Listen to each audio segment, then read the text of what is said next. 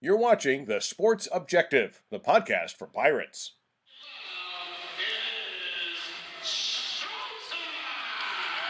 This is East Carolina Hall of Famer and Utah Jazz first-round draft pick Blue Edwards.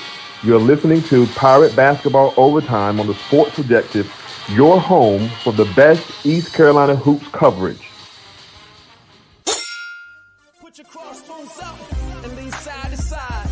Yeah, and lean side to side. Yeah, and lean side to side.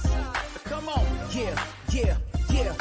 Welcome to the island, man, it's crazy in here. A whole sea of purple and gold waving in here. Keep a plank on the shark tank, traders beware, because we got a whole bunch of rowdy sailors in here. Armed and ready, bang the lane, be aware, because if the backboard break, glasses spray everywhere. We'll lighten up the scoreboard, you can with a flare, but we put it out quick. Welcome into Pirate Basketball Overtime here on TSO. With me right now, my good friend, brother from a different mother, a man that does everything behind the scenes. We call him Oz. It's Bubba Rosenbaum. How are you, man?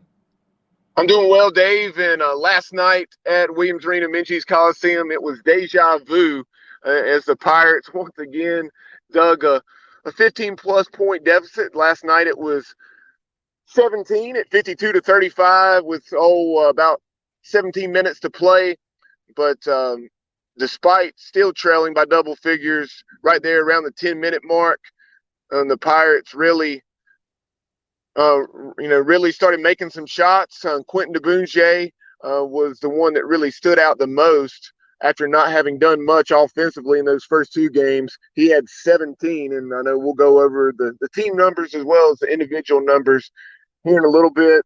But it's nice as it was to get the victory.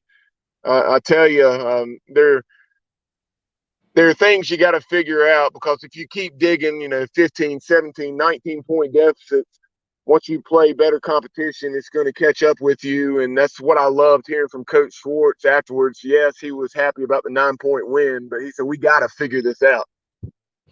There's no question about it, and I appreciate him talking about that. I know the cliche, it's not how you start, it's how you finish, but Pirates get the victory 82-73. Bubba, you're exactly right. And three straight, when you and I always talk about storylines, in this particular case with the basketball team this year for the men's basketball team, and the storyline would be that you start the slow starts, slow to warm, if you will. And man, when they get to it seems like, what is it, Bubba, the common pattern is the last few minutes of the first half. So you're basically playing about 15, 17 minutes of trying to figure things out. And all of a sudden, a handful of minutes before the first half is over with, you finally start to see a spark. So my question is, how do you get that? That's what they're in the question of right now with the coaching staff. How do you get that spark from the start? That's what Coach Schwartz and the staff are trying to put their finger on, trying to nail down and rectify. After the game last night, Coach Schwartz said he really felt like it's a lot of the inexperience. He also said he felt like, obviously not that first game, but maybe the last couple, that this team realizing they have the ability to come back from large deficits. And we'll talk more specifically about just how impressive what they've done is, regardless of the competition in terms of those deficits they have overcome. But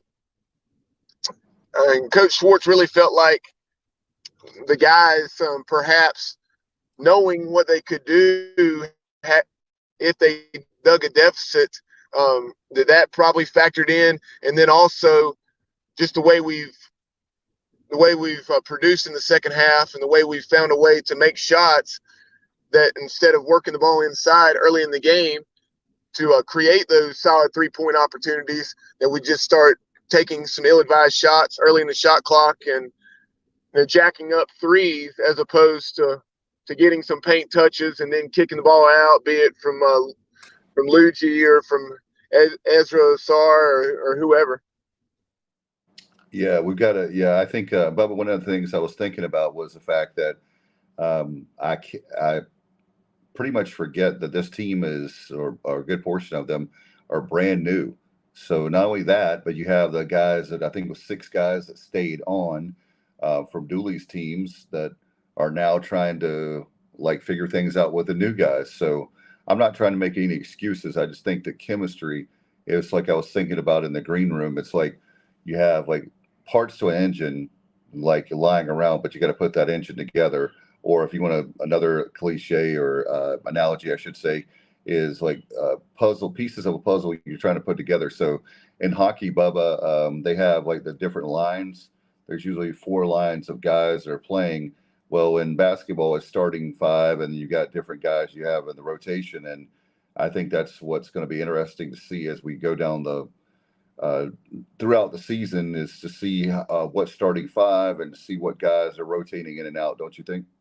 Yeah, a lot of different rotations and combinations being utilized and experimented with to see what is the most effective. And I'm sure that will continue throughout non-conference play and probably into the American to see, what exactly is the most effective.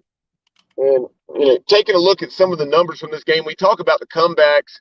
These 3 comebacks, Dave, that the Pirates have produced in their first 3 games. Pirates, as you see there on the screen, have overcome a 16-plus point deficit in each of their first 3 ball games against Mercer, Presbyterian, and Hampton. Those comebacks rank tied for 10th, tied for 2nd, and tied for 5th. Of course, against Mercer, the Pirates overcame a 16-point deficit. Against Presbyterian, it was 19. And then last night, it was 17. As I mentioned, it was 52-35 with just under 17 minutes remaining. And with those 3 comebacks, the Pirates have now won 18 straight non-conference games at Williams Arena Minges Coliseum. And we talk about the play after halftime. We are outscoring our opponents on average 49 to 31.7, so a 17.3 margin of outscoring the opposition after halftime. I just love that. I'm so excited about that with the very fact of Bubba. The one thing that comes to mind that you have to say is this team has been fun to watch. It's been definitely they don't give up. The fight in this team, where you and I have watched a lot of Pirate basketball over the years, individually and together, and it's a matter of a lot of times these teams in the past would have made maybe trade baskets or they'd give you a little bit of a run and false hope, but man, this team comes back like a tidal wave. But the problem is, sometime at some point, you'll be underwater and you won't be able to come up. You come out of there. So we've got to do better of getting a hot start. And I guess, like I said, it's early on in the preseason now where you're trying to find out the right combinations. I hope that's the case. And like you said before, we're really happy, ecstatic to be 3-0, but we've got to figure things out as far as when you get into the likes of Old Dominion, some of the other non-conference, and of course the conference. My goodness, you can't give Houston or any team spot them 10, 15 points. Yeah, no doubt. Starting on Monday night, and we'll talk more about that tournament later on, going down to Florida Gulf Coast Showcase. And Pirates will begin play against Indiana State, and we'll take a look at that bracket here in a few minutes. But along the lines of experimenting with the rotations and finding energy and pressing the right buttons, Coach Schwartz said in last night's post game following the win over Hampton, he really gave a lot of credit to Luigi DeBow, to David Kasanganai, Winston Tabbs, and Jaden Walker. He said those 4 young men provided a lot of energy when we desperately needed it. When the energy was lacking on the offense, both on the offensive and defensive ends, but particularly the defensive end. We were not rotating quickly enough. Our help defense wasn't what it needed to be. Kasanganai came in, provided 5 quick points, finished the game with 7, knocked down a big 3, and showed some emotion there. Winston Tabbs had a quick 7 points and looked the best he's looked to date as a Pirate. Jaden Walker had 6 points and did some nice things. And then Luigi DeBow, despite having just 4 points, really brought some energy and did things to help turn the tide there in the first half and on into the second half. So I thought that was very interesting that Mike Schwartz noted the performance of those four young men.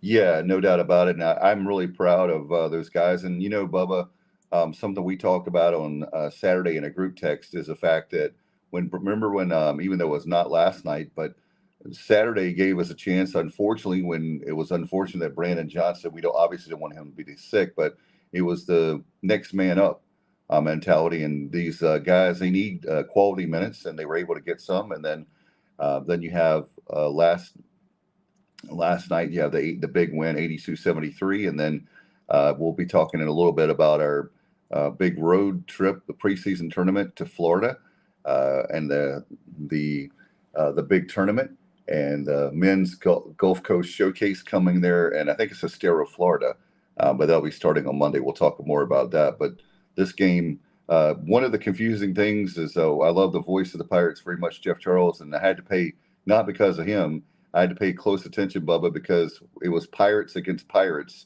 So usually when I hear Pirates, I get excited, but some of the time it was the wrong Pirates, the Hampton Pirates that were scoring, and I had to pay close attention last night, listening to the radio.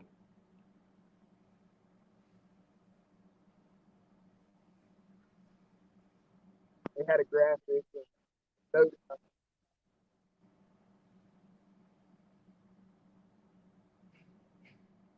I don't know, Bubba, if you can hear me. I can't. There, I got you back, I think, now. Okay. The Pirates had played Hampton 3 or 4 times. And also there's been a meeting between, obviously, they're not the Pirates, but you have the East Tennessee State Buccaneers and also the Charleston Southern Buccaneers. And then East Carolina and Seton Hall have never squared Seton off. Hall. But you mentioned Brandon Johnson. It was nice to have Brandon back after the flu-like sickness kept him out of the Presbyterian game over the weekend. And Brandon had a double-double. And we'll go to some of those numbers, individual numbers as well as team numbers. Brandon Johnson finished last night 15 points, 12 rebounds,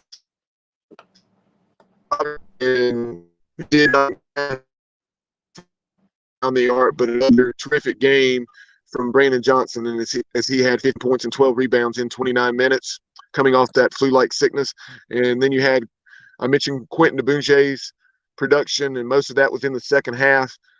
For Quentin, 17 points, 4 out of 6 from 3 in 26 minutes. And then Javon Small continues to impress. The Pirate point guard, 17 points, 5 out of 12 from the floor, 6 assists and 5 rebounds. So a solid all-around night with Javon Small doing a little bit of everything. You had, as I mentioned, also David Kasanganai and Winston Tabbs with 7 apiece. Luigi DeBow and Caleb LeCount had 4, Jaden Walker 6, and R.J. Felton had 5. Yeah, Javon Small and R.J., man, have really come up big for the Pirates. And but I think the good news, Bubba, is that if these other guys can really step up, it'll be definitely the ceiling will be really high for this team, and hopefully we can get over 500 as the hope, and then but especially with conference play, that's my key. Certainly, and as I mentioned, the team stats, taking a look for our viewers, East Carolina finished the game shooting 40%, 26 out of 65, 10 out of 33 from beyond the arc, as the Pirates shot 15 more threes than did Hampton, as the Hampton Pirates were 9 out of 18, 50% on the night. East Carolina shot a very solid 76.9% from the charity stripe, 20 out of 26. Meanwhile, Hampton was 12 out of 16, 75%. The Purple Pirates out-rebounded the Hampton Pirates 43-37. East Carolina had 15 assists. Hampton had 16. East Carolina had 12 turnovers as opposed to 16 for Hampton. Yeah, turnovers are not great, but it was certainly a lot better than what this time of year sometimes you can have where it's sloppy play because you're getting the rust off, so to speak. As my son and daughter are working off season work right now, having to get used to switching sports, Bubba, as you know, with your son and daughter, and it's like that's what I've been talking to them about is the off season work, and so getting the rust off. And I think the same thing with the Pirates is that they're getting the rust off, finding their niche, they're finding, I guess, their role, so to speak, on the team. Will they be the sixth man? Will they be in the starting five? And so now we have a good test. I didn't know if you want to add any more for last night's game, or do you want to go ahead and talk about the Yeah, tournament? When there were a couple more points that I had about last night's game. Coach Schwartz in the post game said that Benjamin Biela was going to start. Unfortunately, he came down with a sickness that was unspecified. It is not COVID from everything we heard, but Benjamin Biela, um, he'd played 20 minutes or so in each of the first two games, provided a lot of energy and done some nice things despite not scoring much. And so a shame that he was unavailable last night, but good that some others had the opportunity to step up. And I want to go back to the performance of Quentin DeBunge. Coach Schwartz was talking about Quentin after the game, saying that he was very close to having a seat and putting his warm up or shooting shirt back on and spending the rest of his evening clapping for his teammates because of his lack of effort and focus on the defensive end. But that changed when he was challenged by Coach Schwartz and staff. And as a result, he was in the game and made the difference, both defensively as well as knocking down 4 threes. I think at least 3 of those came after halftime. And Quentin was red hot down the stretch when the Pirates needed him to be. And then also Coach Schwartz just said that with the lack of focus and whatever's going on in the first half, and feeling like that we can just dig ourselves a hole and find a way to shoot ourselves out of it after halftime, that's fool's gold, and that if we don't figure that out, it's going to come back to bite us sooner rather than later. They said that last night, yes, we were able to come back and win by 9, but that was a game that we really could have lost very easily by 15 or 20 points because of the way we played for the first probably 20 to 25 minutes, if not 30 minutes of the game.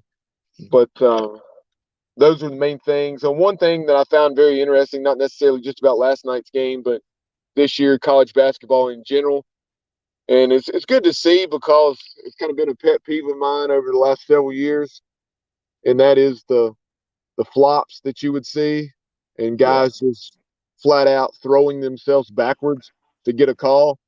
And if you do that now, if the official gets a good look at it and he deems that is the case, that you're flopping, that it is a one shot penalty, one shot foul, however you want to say it, for the other teams. So that's something that Pirates were able to capitalize on at least once, if not a couple of times last night.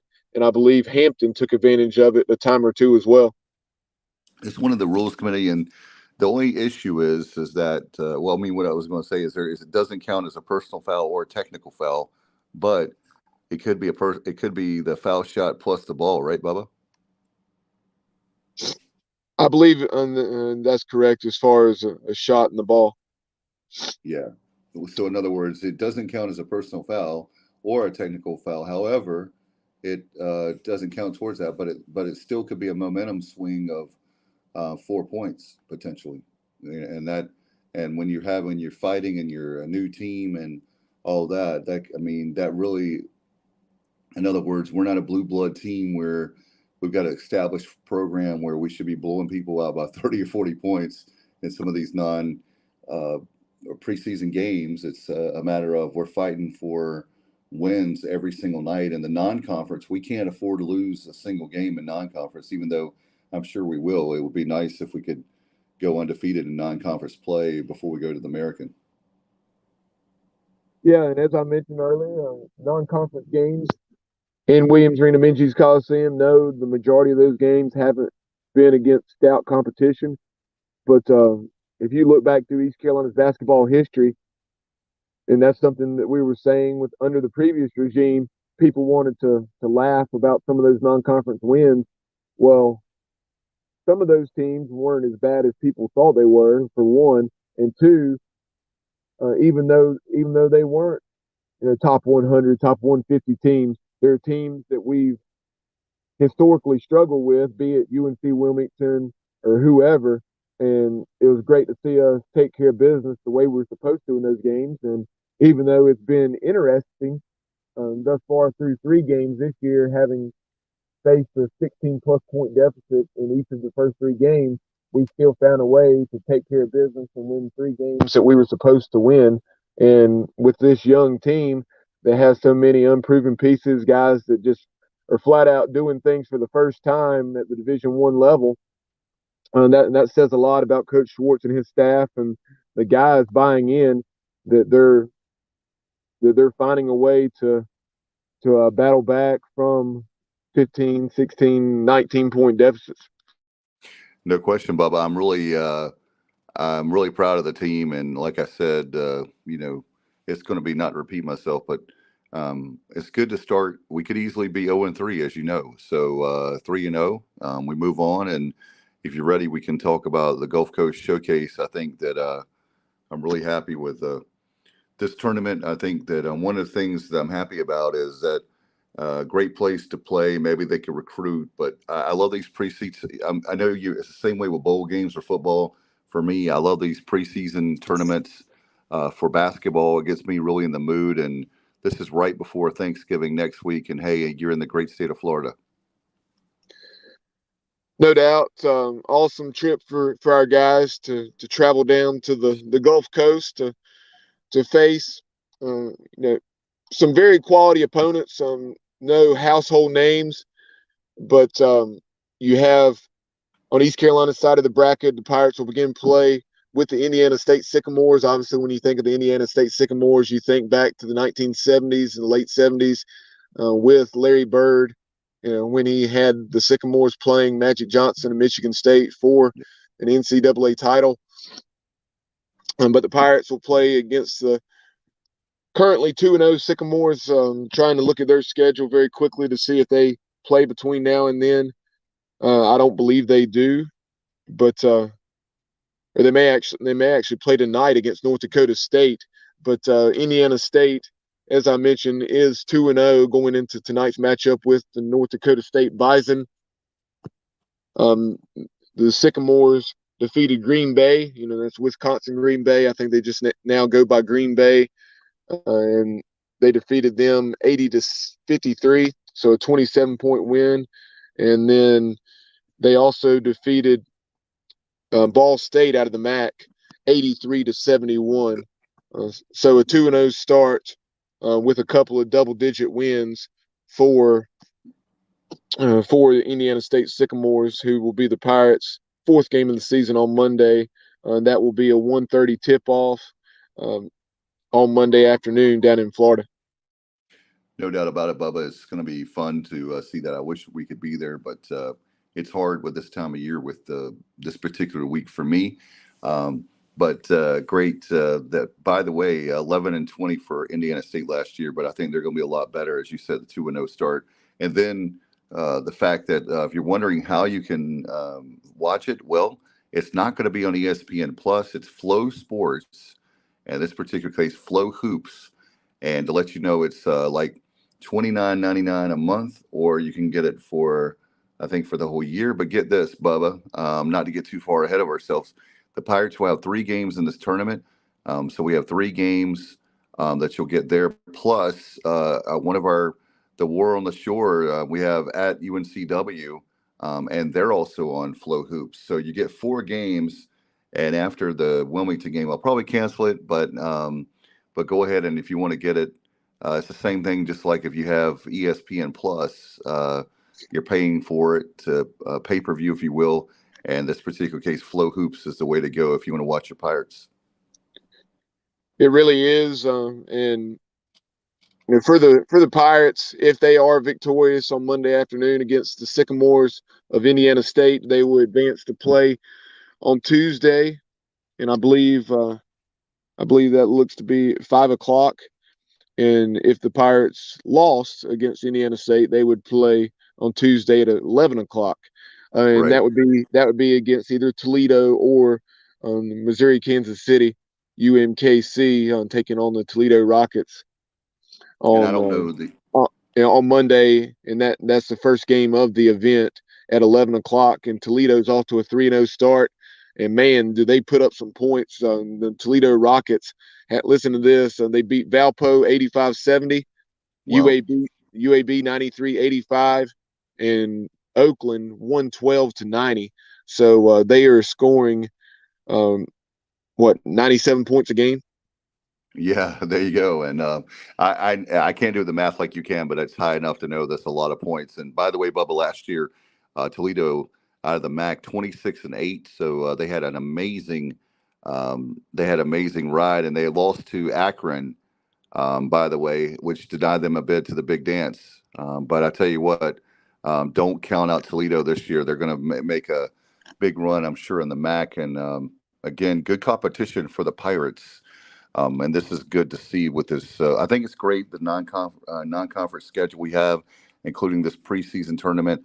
I just think it has a nice feel to it. And another great thing about this tournament, Bubba, it's good competition, but we also have games that uh, we can win, where it's not like a uphill battle, so to speak.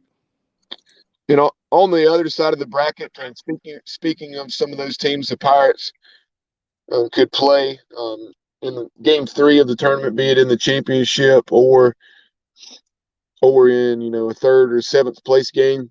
You have the Drexel Dragons, UT Arlington, Northern Kentucky, and FGCU.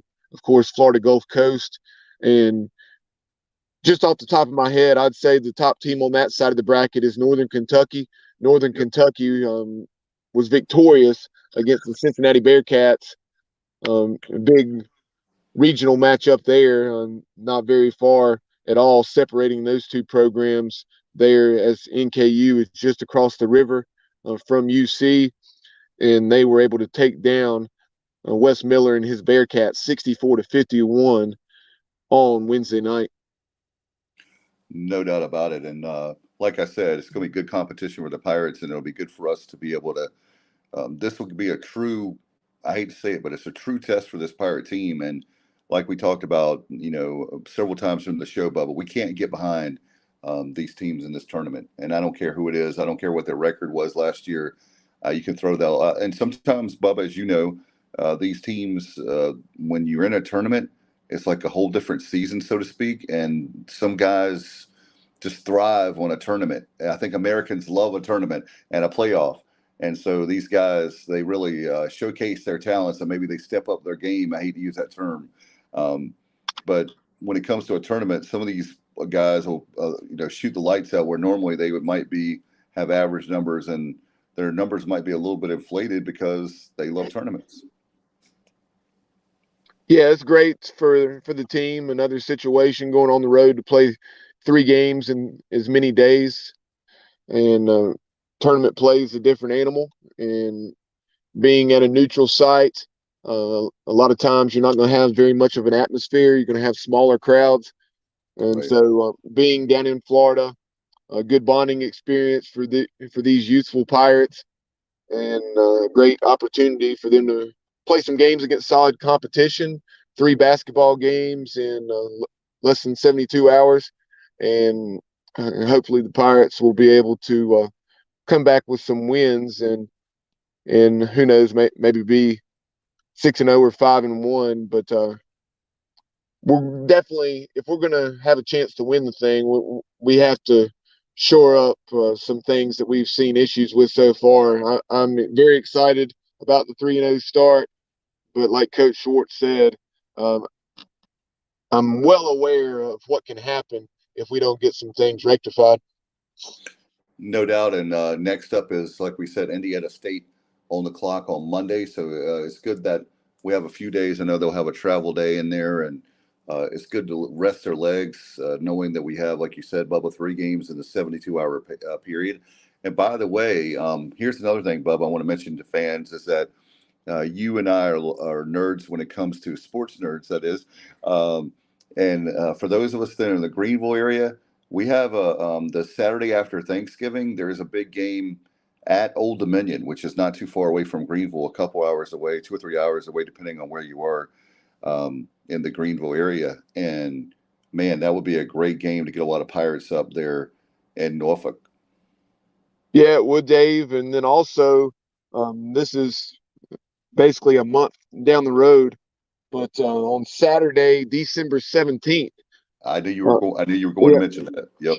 Charlotte area Pirates, Western North Carolina Pirates, upstate South Carolina Pirates. The Pirates we taking on the South Carolina Gamecocks in Greenville. Very nice arena.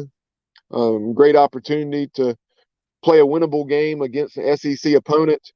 The Gamecocks are 2-0 with 2 thrilling victories, 80-77 over South Carolina State, a team the Pirates also play. And that South Carolina State game is in Minges right after the Pirates travel to Old Dominion. And then the Gamecocks had also beaten the Clemson Tigers in that huge rivalry matchup. And that game. Yeah, Bubba, and one more thing. We're talking about traveling. Those of Yeah. you that are in the Wilmington area, we've got December 6th at Tuesday night. We've got the UNCW game. So there are a lot of the people that maybe can travel to that game, or if you live in southeastern North Carolina, not too far away from Trask Coliseum and UNCW, the Pirates will be playing UNCW that Tuesday night, December 6th at 7 o'clock. Yep, that's always a heck of a challenge when you go to Trask Coliseum, and I know the Seahawks, as they always are, will be geared up for the Pirates' arrival, and it'll take our best effort to come out of there victorious. That's a place we have not won very much. No, not at all. Even when we had teams that could have beat them, we have a tough time there. But anyway, the most important thing is the next game. Again, we have Friday, and so good luck to the Pirates taking on Indiana State again at 1:30. The Gulf Coast Showcase, and that'll be on Flow Hoops. So get your go ahead and get your I would go ahead and get your login. Go ahead and pay for it. You'll have a chance to watch those 3 games on the Gulf Coast Showcase one more time. And we'll mention again, UNCW is also on Flow Hoops. So you can do like I did, $29.99. You get 4 games, and then you can cancel it afterwards. But great to at least we have them on television as well. Do you have anything else, Bubba, before we get out of here? One other thing I was going to chime in with, and that's just you brought up UNC Wilmington and how the Pirates haven't played very well down there through the years. Probably the best game I recall us playing there was back in the Mac McCarthy era. The Pirates went down there and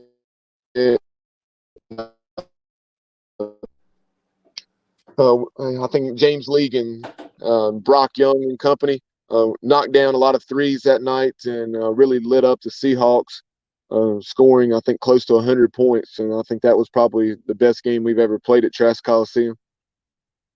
No doubt about it, and that'll be a lot of fun. And that's always like we talked about, it's a tough game. It's kind of like a rivalry for us. I think in basketball and certainly baseball. So hopefully we can win the war on the shore, my friend. Yeah, that would be a nice road win, no doubt. And the only other thing I'd say, we appreciate everyone tuning in.